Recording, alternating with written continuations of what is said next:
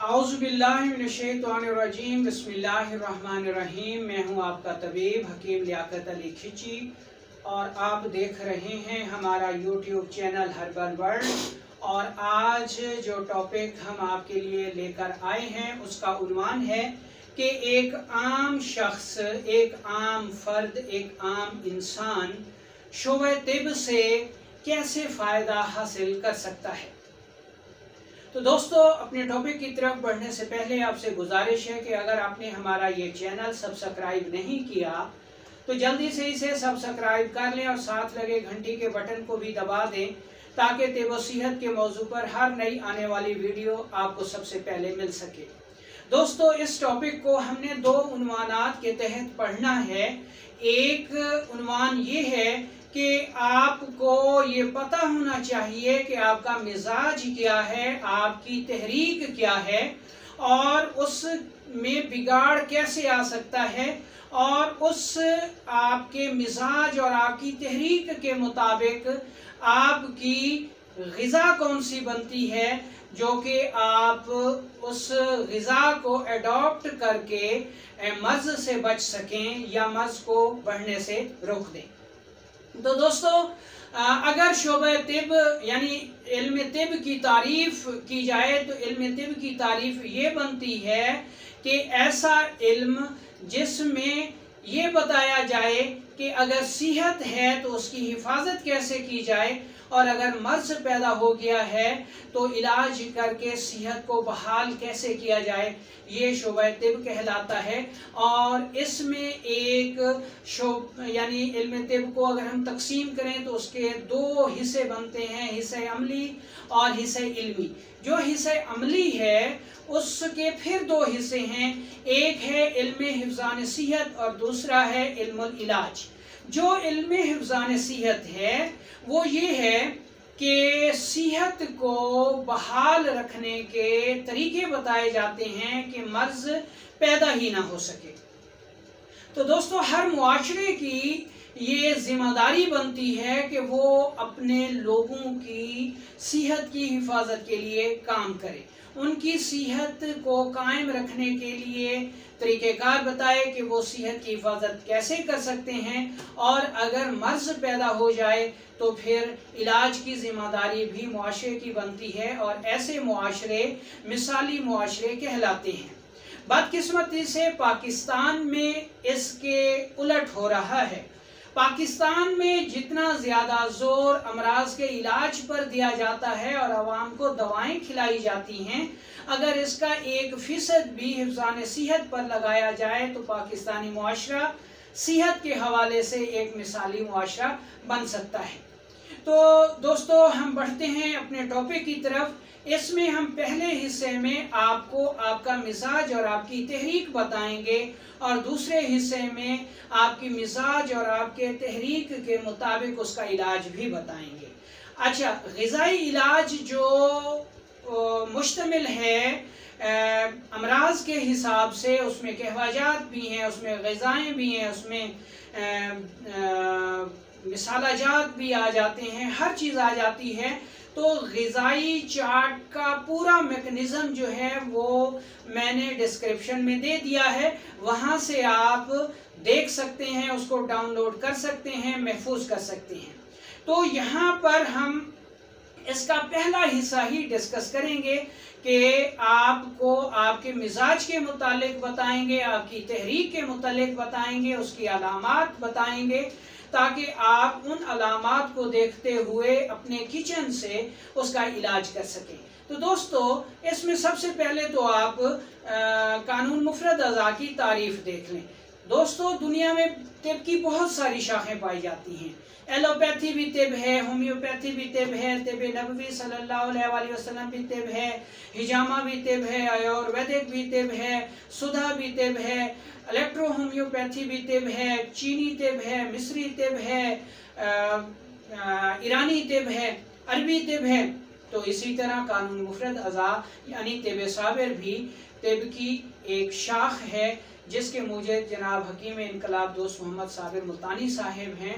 और तिब साबिर में तिब को इतना आसान और अहम फहम अंदाज में पेश किया गया है कि एक आम बंदा भी तिब को समझ सकता है, परख सकता है, अपने मिजाज को जान सकता है और अपना इलाज अपने किचन से घर बैठे खुद भी कर सकता है।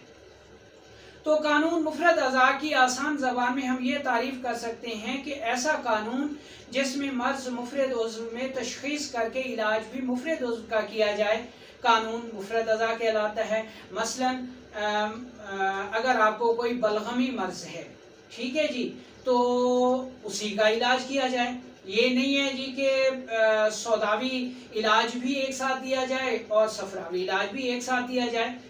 कानून मुफरद अज़ा ये कहता है कि अगर मर्ज़ बलगमी है यानी मुफरद है तो फिर इलाज भी मुफरद किया जाए, यानी सिर्फ बलगमी मर्ज़ का ही इलाज किया जाए। दोस्तों, किसी भी मशीन की बेहतरीन कारकर्दगी उसके पुरज़ात की दुरुस्त फेल की अदायगी पर है। इंसानी जिस्म भी एक मशीन है, इसलिए जब तक इसके पुरज़ात ठीक रहते हैं इंसानी जिस्म में सेहत रहती है, और अगर इसके पुरज़ात में ख़राबी आ जाए तो इंसानी जिस्म में मर्ज़ पैदा हो जाता है। इंसानी जिस्म 4 मुफरद आज़ा से मुरक्कब एक मशीन है।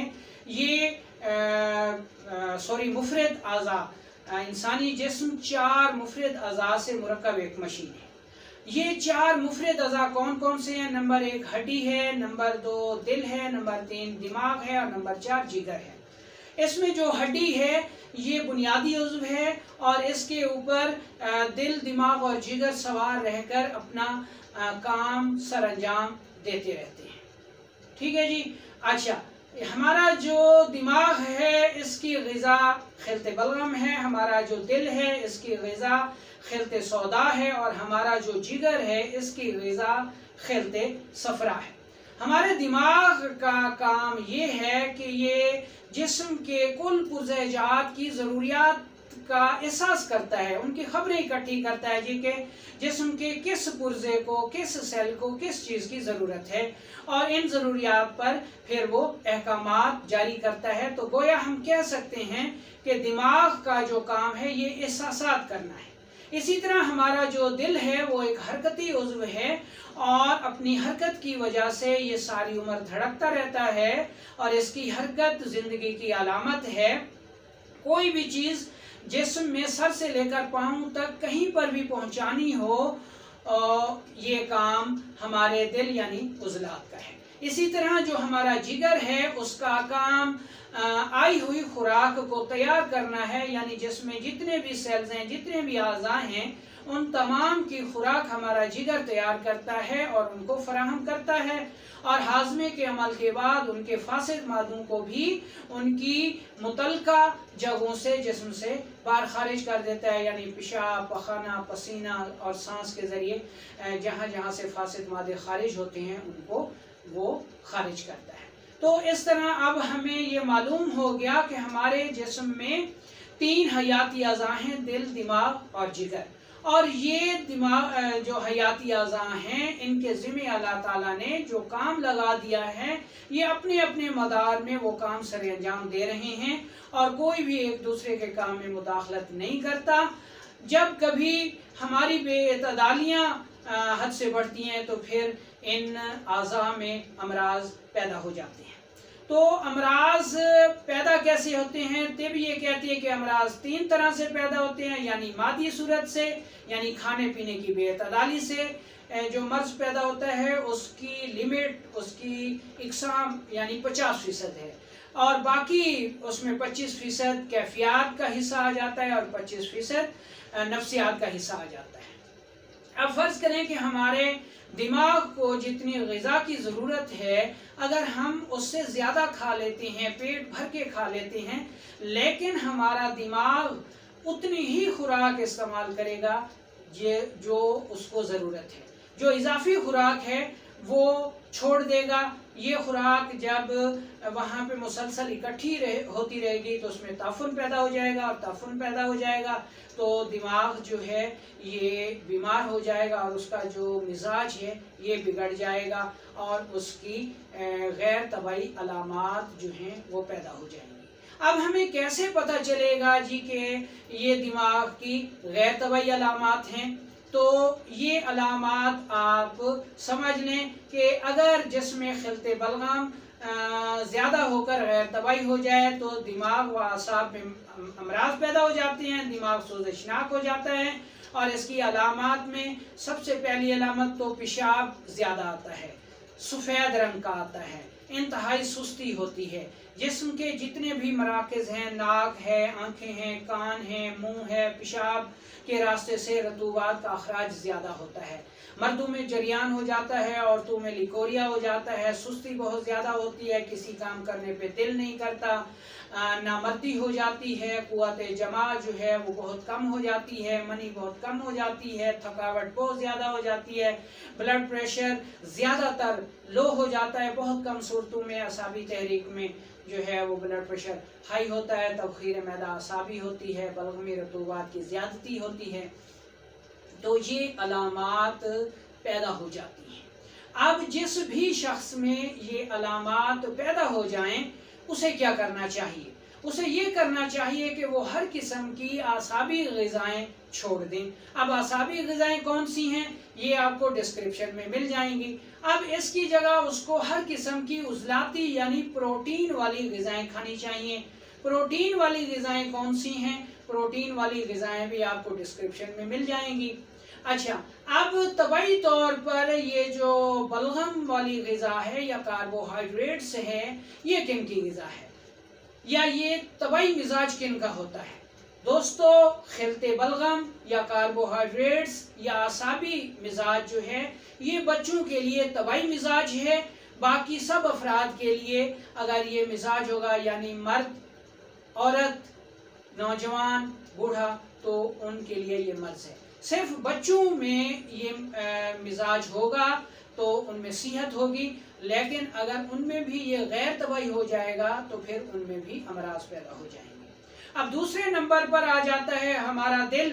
अगर हम दिल की जो मुतलका ग़िज़ा है जिसको हम सौदा कहते हैं, प्रोटीन कहते हैं, वो इतदाल की हालत में हम लेते हैं तो सेहत रहती है। और अगर हम ये सौदावी ग़िज़ाएँ ज़्यादा लेते हैं, प्रोटीन ज़्यादा लेते हैं तो हमारे कल्ब उज़ला तेज़ हो जाते हैं, उनमें सोजिश पैदा हो जाती है और अमराज पैदा हो जाते हैं। तो कौन से अमराज पैदा हो जाते हैं जी? गैस हो जाती है, कब्ज़ हो जाती है, खुश्की छा जाती है, हरकत तेज़ हो जाती हैं, जिस्म के किसी न किसी हिस्से का गोश्त खुद ब खुद हरकत करता रहता है, जिसमें खुश्की होती है, नज़ला खुश्क नज़ला होता है, बहता नहीं है, होंठ खुश्क हो जाते हैं, आवाज़ बैठ जाती है, नींद कम हो जाती है, गर्ज हर किस्म की जो है वो खुश्क और सौदावी अमराज पैदा हो जाते हैं। मर्दों में इख्तिलाम पैदा हो जाता है, औरतों के चेहरे पे बाल आ जाते हैं मर्दों की तरह, उनके हार्मोन्स गैर तबाही हो जाते हैं। तो ये अलामात जो हैं वो पैदा हो जाती हैं। अब जब ये अलामात पैदा हो जाएं तो इसमें सबसे बड़ी अलामत ये है कि पेशाब कम हो जाता है, क्योंकि रतूबात खुश्क हो रही होती हैं और पेशाब सुर्ख या स्याह रंग का आता है। तो ऐसी सूरत में सबसे पहले प्रोटीन वाली ग़िज़ाएँ बंद कर दें। अब प्रोटीन वाली ग़िज़ाएँ कौन सी हैं ये आपको डिस्क्रिप्शन में मिल जाएंगी। अब इसकी जगह आपने फैट्स इस्तेमाल करनी है तो फैट्स वाली ग़िज़ाएँ कौन सी हैं ये भी आपको डिस्क्रिप्शन में मिल जाएंगी। अब उज़लाती अमराज का जो इलाज है वो दो सूरतें में होता है। अगर मामूली अमराज हैं तो आपने फैट्स इस्तेमाल करनी है, और अगर खुश्की इतनी ज़्यादा हो गई है कि किसी हिस्से से खून आ जाता है, बवासीर का खून आ जाता है, नक्सीर आ जाती है, तो फिर आपने इस मकाम पर आसाबी यानी कार्बोहाइड्रेट्स वाली ग़िज़ाएँ इस्तेमाल करनी है। अब ये उज़लाती मिजाज जो है ये तबाई के लोगों के लिए है। तबाई तौर पर यह मिजाज नौजवान मर्दों का है, अगर उनमें होगा तो ये हालत सेहत है। औरतों और बच्चों के लिए ये मिजाज मर्ज का मिजाज है। लेकिन अगर नौजवानों में भी ये मिजाज गैर तबाही हो जाएगा तो उनमें भी अमराज पैदा हो जाएंगे, यूरिक एसिड बढ़ जाएगा, कोलेस्ट्रोल बढ़ जाएगा, एहतलाम हो जाएगा, उज़्वे तनासुल सिकुड़ जाएगा, मादा मनी कम हो जाएगी। तो ये उसके लिए अमराज है। अब इसकी जो तीसरी सूरत है वो जिगर व गुदद की है। अगर हम जिगर व गुदद की जो मुतलका ग़िज़ा है, जिसको हम फैट्स कहते हैं, ज़्यादा इस्तेमाल करेंगे तो हमारे जिगर व गुदद तो उतनी ही ग़िज़ा इस्तेमाल करेंगे जो उनको ज़रूरत है। तो जो इजाफी ग़िज़ा होगी वो फिर रोककर मुताफन हो जाएगी और मर्ज़ पैदा कर देगी। और अगर मर्ज़ पैदा हो जाएगा तो उसकी कौन सी अलामात होंगी? उसकी अलामात ये होंगी जी कि पेशाब जर्दी माइल आएगा, कतरा कतरा आएगा, जलन के साथ